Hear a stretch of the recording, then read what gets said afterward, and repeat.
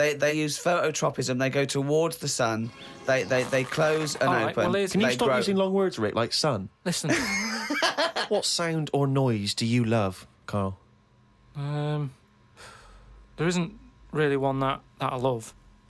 Nice noises, like the ones you get. Like I like going in the park, right? And you go, oh, that's nice, isn't it? And you get like bird noises and stuff.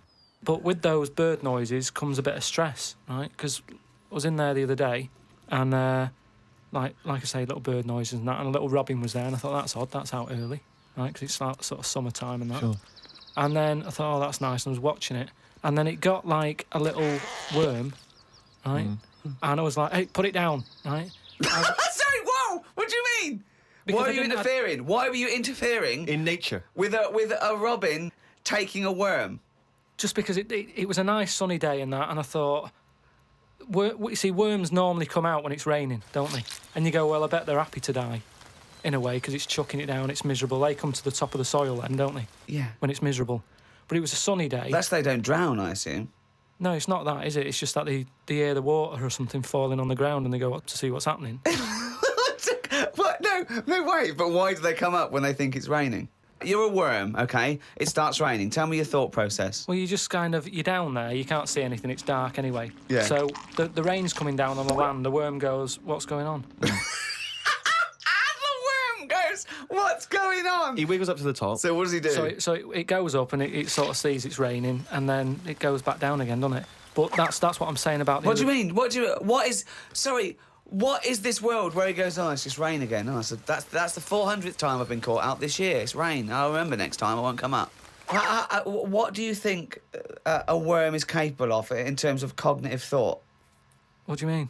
Well, a worm can basically tell certain chemicals and certain light patterns. That's all it is, really. Yeah, and It's not thinking. It's not choosing its favourite food. You don't know that, though, is what I'm saying. You don't know what things are thinking. Everything thinks. No, it doesn't. No, it doesn't. No, the thinking. There's something in this room that's not. All right, what about this one, then? What about flowers? Do you think they've got A mind. a feeling?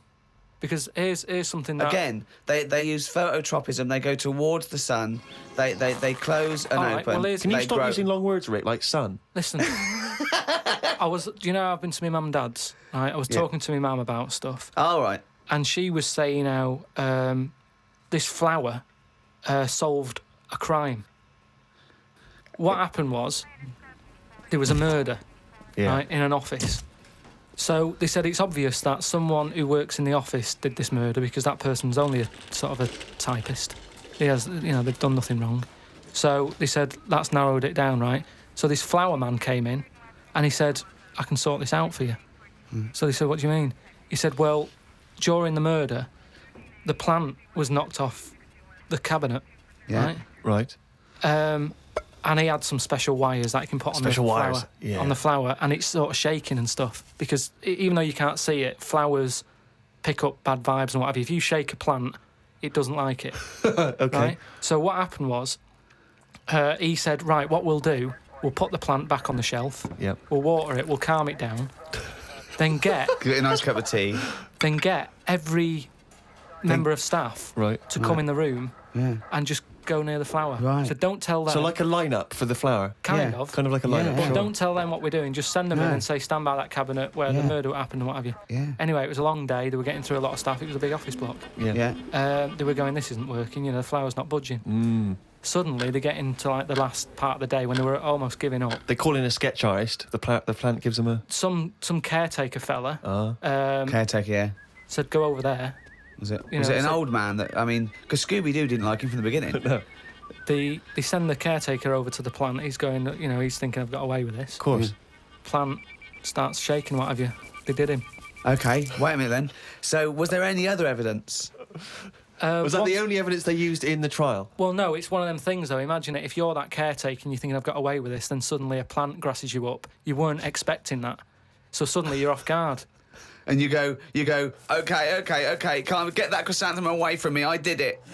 You're talking absolute That was one of the most nonsense pieces of I've ever heard in my life. Listen, well, it happened, but... It didn't happen. You said it. But what I was saying is, about the worm, this robin that I saw that was eating the worm, it had hold of it, and I thought it's a sunny day and that, give the worm a break sort of thing. So I went, oi, oi, oi, like that, and it sort of dropped it in shock. But then when it realised I wasn't that near it, it picked it up again and swallowed it. And I just thought, oh, do you know what I mean? I don't know what you mean, no. I just thought it's a sunny day and everything. Normally birds are nice noises that I like, and yet there it is going about wrecking lives. Wrecking lives!